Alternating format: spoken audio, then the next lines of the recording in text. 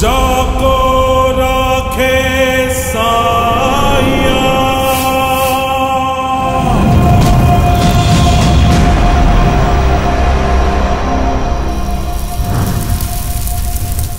ടിയാൻ ഇപ്പോൾ എനിക്കറിയാം ഇതിനോടകം കേട്ട ഡയലോഗുകളും നിങ്ങൾ കണ്ട ടീസറും ട്രെയിലറും എല്ലാം വെച്ചിട്ട് വളരെ ഡീപ്ലി ഫിലോസഫിക്കൽ സ്പിരിച്വൽ ആയിട്ടുള്ളൊരു സിനിമയായിരിക്കും എന്നായിരിക്കും നിങ്ങൾ കരുതുക.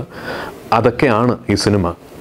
പക്ഷേ അതിനൊക്കെ പുറമേ ഇതൊരു മാസ് കമേഴ്ഷ്യൽ എൻ്റർടൈനറാണ്.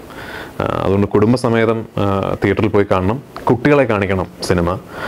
ഇതിൽ പറയുന്ന കാര്യങ്ങൾ, ഇതിൽ പരാമർശിച്ചിരിക്കുന്ന വിഷയങ്ങൾ, അതൊക്കെ എന്താണെന്ന് കുട്ടികൾക്ക് പറഞ്ഞു കൊടുക്കണം. ടിയാൻ എന്ന് പറഞ്ഞ സിനിമ തീർച്ചയായിട്ടും ഇന്ന് വരെ മലയാള സിനിമയിൽ കണ്ടിട്ടില്ലാത്ത ഒരു പുതിയ ദൃശ്യാനുഭവം പ്രേക്ഷകർക്ക് സമ്മാനിക്കുന്ന ഒരു സിനിമയായിരിക്കും. അത്രയും പുതിയ ഒരു മെലു ഉള്ള സിനിമയാണ്. കുറേ പുതിയ കഥാപാത്രങ്ങളുള്ള സിനിമയാണ്. പുതിയ ബാക്ക്ഡ്രോപ്പ് ഉള്ള സിനിമയാണ്.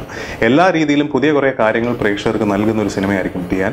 മുൻധാരണകളും മുൻവിധിയും ഇല്ലാതെ ആണ് സിനിമകൾ കാണേണ്ടതെന്നാണ് എൻ്റെ വിശ്വാസം.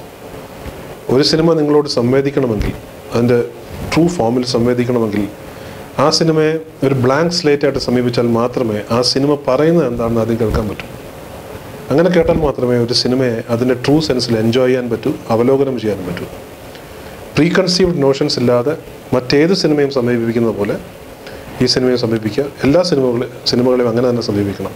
അങ്ങനെയാണെങ്കിൽ സിനിമ നിങ്ങളോട് പറയാനുള്ളത് പറയും, സംവേദിക്കാനുള്ളത് സംവേദിക്കും. ഒരു ഡയറക്ടർ എന്നുള്ള നിലയ്ക്ക് എനിക്ക് പറയാനുള്ളത്, ഞങ്ങൾ ഈ സിനിമ ചെയ്യാൻ എന്തിന് ഇങ്ങനെ ടിയാൻ എന്ന് പറയുന്നൊരു സിനിമയ്ക്ക് വേണ്ടി ഇത്രയും കഷ്ടപ്പെട്ടു എന്ന് ചോദിച്ചാൽ, ഈ കാലഘട്ടത്തിൽ പറയേണ്ട സിനിമയാണ്. ഈ രാജ്യത്തോട് സ്നേഹമുള്ള എല്ലാവർക്കും ഈ രാജ്യത്തോട് പറയേണ്ട പ്രമേയം ടിയാനിലൂടെ പറയും.